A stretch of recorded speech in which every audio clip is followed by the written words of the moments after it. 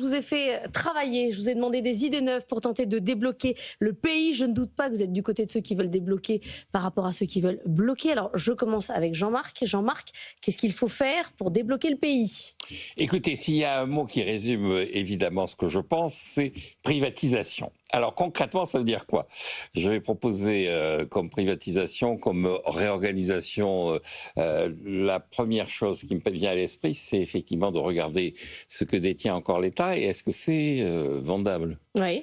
Et donc, c'est un des grands débats. Il y a des choses qui sont vendables, qui sont prévues de vente. Je pense à Engie. Bon.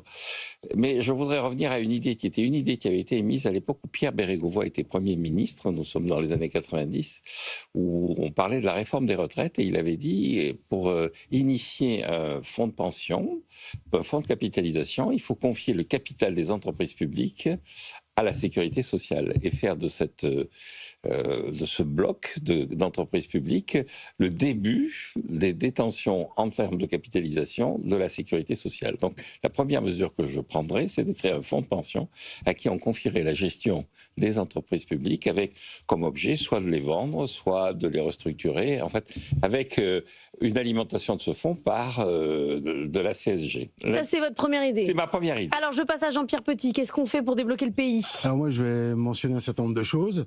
Alors les privatisations, tant que c'est possible, oui, bien sûr. Alors attention, parce que ça n'améliore pas forcément, tendanciellement, dans le temps, la situation des finances publiques, parce qu'on se prive de dividendes éventuels pour des entreprises rentables. Oui, absolument. C'est pour ça que je confie ces dividendes non plus à l'État d'ailleurs, mais au système de retraite. Voilà. Sinon, c'est le volume d'emploi. Voilà, augmenter les taux d'emploi à tous les âges de la vie, favoriser l'innovation au maximum, changer la gouvernance politique aussi. Alors, c'est intéressant, vous disiez débloquer, mais moi ce que je veux bloquer, c'est les facteurs de blocage aussi, à la réforme en France, parce qu'il y a beaucoup de rentes quand même derrière les dépenses publiques. C'est pour ça qu'on n'arrive pas depuis 45 ans à les faire baisser. Et c'est ça qu'il faut aussi bloquer, c'est-à-dire cette sphère politico-administrative qui s'auto-entretient et qui explique aussi ce développement, cette incapacité. Là, le manque de... Mais c'est-à-dire concrètement, je fais quoi ? C'est-à-dire quoi Écoutez, le statut de la fonction publique, par exemple, moi je pense qu'il n'y a pas de tabou là-dessus. Il faut débloquer le statut de la fonction publique ou empêcher les blocages de ceux qui... Enfin, parce que tout est bloqué. Et ceux qui vont manifester, alors peut-être pas ceux du 10, mais ceux du 18, ils sont là depuis 45 ans à bloquer toutes les réformes, en particulier du secteur public. Donc c'est ça qu'il faut faire. Donc je m'excuse, mais sur le strict plan politique, il faut un peu de confrontation quand même, parce que si on arrive toujours avec des solutions un petit peu bisounours. On est trop dans l'eau tiède, oui. On est toujours dans l'eau tiède. Donc réformer le statut des fonctionnaires. Ouais. Et travailler plus. Deux sujets déjà sur les jours fériés. Vous avez vu ce que ça donne dans le débat public. Mais il faut la confrontation. Explosif. Quel est le message de Trump d'une certaine manière? Je ne dis pas que c'est un exemple à prendre en tout, mais le message de Trump, c'est qu'il accepte la confrontation contre ce qu'il appelle le progressisme, le wokisme, etc. C'est ce que fait Mélanie aussi. Rendez-vous compte, sur la situation de la dette, il y a quelque chose qui a fondamentalement changé, en particulier pour les agences de rating qui tiennent ce critère pour extrêmement important, c'est la stabilité politique. Depuis que Giorgia Meloni est au pouvoir, en octobre 2022, il y a eu 4 gouvernements français, et il va bientôt y en avoir un 5e, 1 sur 5. On n'a jamais vu ça depuis la fin de la Seconde Guerre mondiale. Vous voyez ? Donc tout ça, c'est quand même très très important. Et Meloni arrive à faire des réformes. Alors, pas aussi fortes que celles qu'impulse Trump aux États-Unis, mais qui sont non négligeables, avec un discours de vérité, de confrontation. Après, elle a beaucoup changé aussi. Elle s'est européanisée, contrairement à ce qu'elle disait. Vous savez, moi j'ai fait une recommandation en octobre 2022, c'est d'acheter de la dette italienne contre la dette française. On exagérait complètement les choses. Moi, j'avais bien suivi sa campagne, etc. Et elle n'est pas anti-européenne, parce que c'est pratiquement un des pays qui bénéficie le plus des transferts. Voilà. Emmanuel Le Chypre, on en est à privatiser. Ça, vous ne serez pas surpris, c'est votre voisin Jean-Marc Daniel qui propose ça. On en est à exploser le statut de fonctionnaire. Évidemment, travailler plus. Vos idées neuves. C'est pas très neuf tout ça comme idée, Jean-Marc. Ça n'a jamais été mis en place, Emmanuel. Oui, mais on l'a pas fait. Mais c'est quoi des idées neuves? C'est des vieilles idées qui n'ont jamais été mises en place ou c'est des vraies idées neuves? Non, mais les idées neuves, c'est de les mettre en place par un changement d'attitude de la classe politique auquel je faisais allusion. Ah oui, mais alors la question, Jean-Pierre, c'est pas si vous c'est faites quoi le vos malin, idées. vous avez intérêt à apporter des idées neuves. Mais la question, c'est pas c'est quoi vos idées, c'est comment on fait à ce moment-là. C'est ça la question. C'est pas qu'est-ce qu'il faut faire. On le sait déjà à ce moment-là. C'est intéressant là. Oui, mais c'est comment? Alors, les pays scandinaves, il y a très longtemps, ont réussi à le faire. Ouais. Giorgia Meloni, depuis 3 ans, commence à le faire. Trump le fait sans difficulté majeure. Il faut être bien élu, sinon ça marche pas très bien. Mais attendez, on est dans une phase de bouleversement politique assez majeur. Et la croisée des chemins, ça commence à se rapprocher un petit peu. On va peut-être en parler dans... Attendez, parce qu'Emmanuel Le Chypre critique les autres en disant que lui, il a des idées neuves. J'aimerais les connaître. Moi, j'ai trois thèmes qui, à mon avis, doivent être ultra prioritaires. Le premier thème, c'est la relance du logement, parce que la relance du logement, ça coche toutes les cases.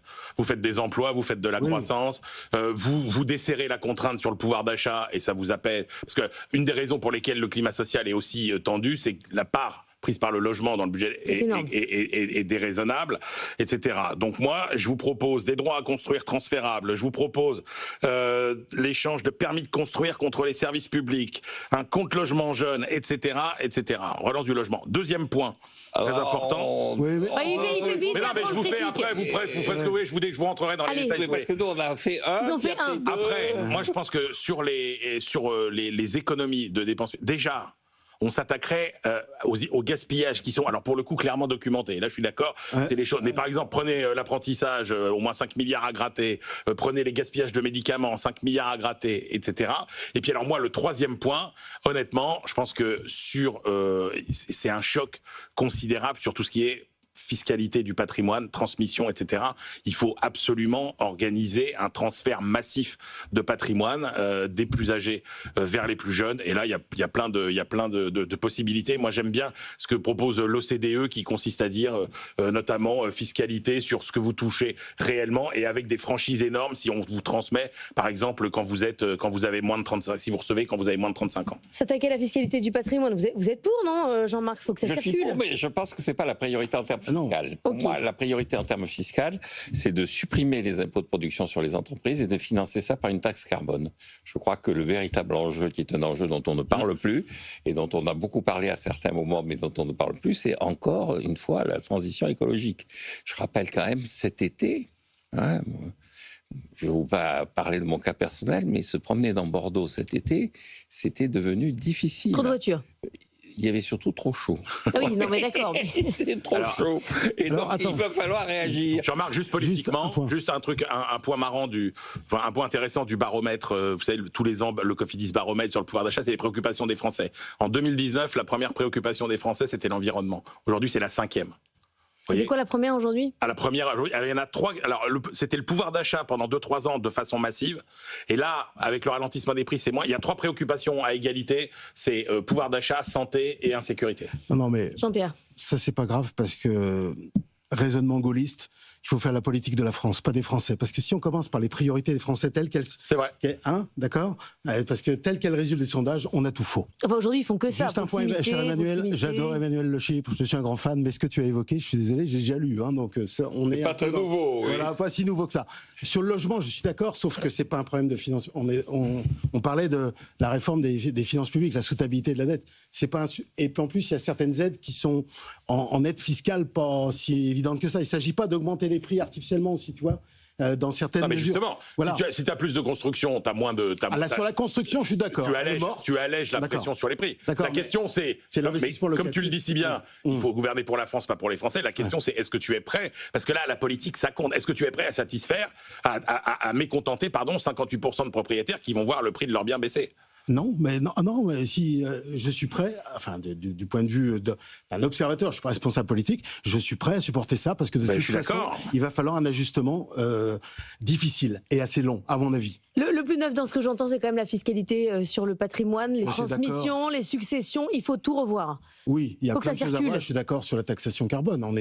La plupart des économistes sont d'accord en général, sauf que c'est très difficile à mettre en place, surtout quand on est un peu tout seul, quoi. Voilà, parce que tu parlais des priorités. Il s'est passé quelque chose quand même dans le monde. C'est l'élection de Trump, qui est là encore 3 ans.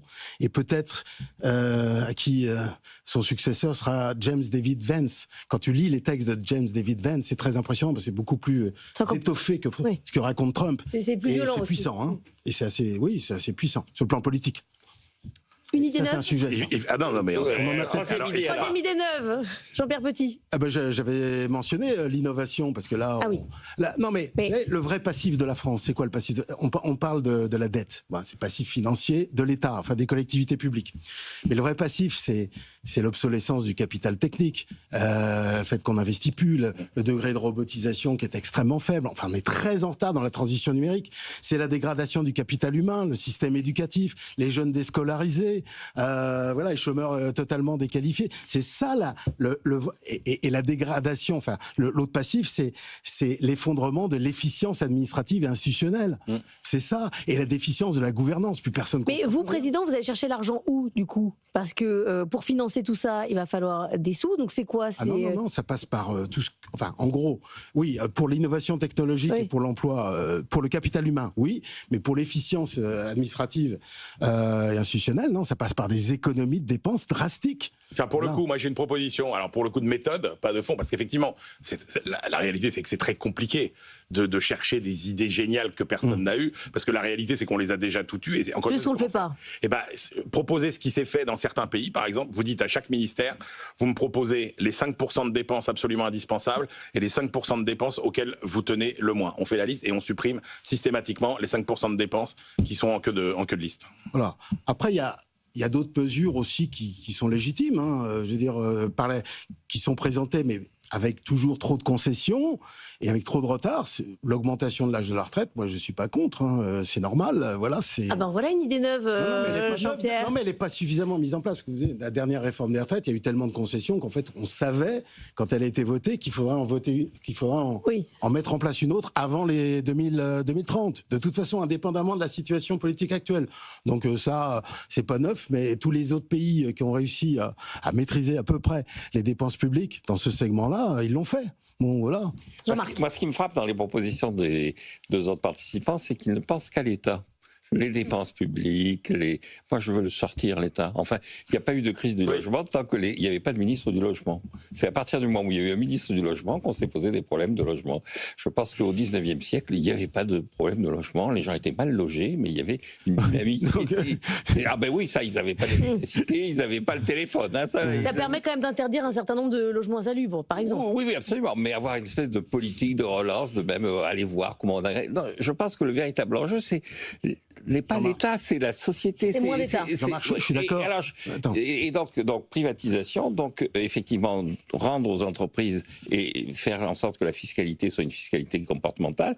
Et le troisième élément, c'est avoir une vraie politique de concurrence. Parce que le véritable enjeu, c'est effectivement, et en particulier de façon très concrète, je pense qu'il faut durcir les peines pour atteinte à la concurrence et prévoir des peines de prison en Europe, comme aux États-Unis, pour les gens qui portent atteinte à la concurrence. On a des travaux là-dessus. Prison, carrément. Non, mais on a des travaux là-dessus sur la France. Si il y avait en France, si l'OCDE qui a fait ça, si vous prenez secteur par secteur, si on avait en France le niveau de concurrence moyen des autres pays de l'OCDE, on aurait 1 million d'emplois en plus. 1 million 1 million d'emplois en plus. Il y a plein de secteurs protégés en France. Alors, je vois que Jean-Marc veut supprimer l'État dans un certain nombre de ses fonctions. Je suis d'accord. Oui, ça c'est sûr. Oui. L'État régalien est en grosse difficulté sur la sécurité intérieure et sur la sécurité extérieure et sur le contrôle de l'immigration à peu près dans tous les pays occidentaux. Donc, il va falloir mettre le paquet. D'ailleurs, on s'y est engagé en juin dernier, je le rappelle, pour l'augmentation des dépenses dans le cadre de notre participation à l'OTAN. Donc, il va falloir quand même faire un effort supplémentaire. Le rapport Draghi nous dit, et Mario Draghi l'a répété à nouveau, qu'il va falloir faire un effort en France, enfin dans les pays qui sont très en retard, dans la transition énergétique. Et ça passera quand même par un concours de l'État. Peut-être, effectivement, il y aura la taxation carbone, mais il y aura d'autres choses à faire. Et la transition numérique, plus le vieillissement, qui mécaniquement dégrade les finances publiques. Donc voilà. Si tu rajoutes les dizaines de milliards qu'il faut mettre sur les réseaux électriques, le réseau ferroviaire, etc. C'est l'entretien des infrastructures. Centaines de milliards. C'est fini. Merci à tous les trois pour ce bocal des idées neuves, ce canal historique. Après, il y a 6300 milliards des Français qui roupillent. Hein, donc, de BFM. Qui ne payent pas, ils sont investis. Ah oui, d'épargne. Relancez pas le débat. Il est très mal utilisé. Relancez pas le débat. Il n'y a pas de problème de risque pays français. Il n'y a pas de crise de balance des paiements. Elle est investie, cette épargne. L'épargne est massive. Vous avez vu 19% pour les ménages. Vous continuerez à discuter dans le couloir. Vous avez peut-être croisé la nouvelle garde, ne le prenez pas mal, qui arrive à 8h10. Robin Rivaton, Jean-Philippe Cartier, la ministre Agnès Pannier-Runacher. On continuera bien sûr avec notre bocal d'idées neuves.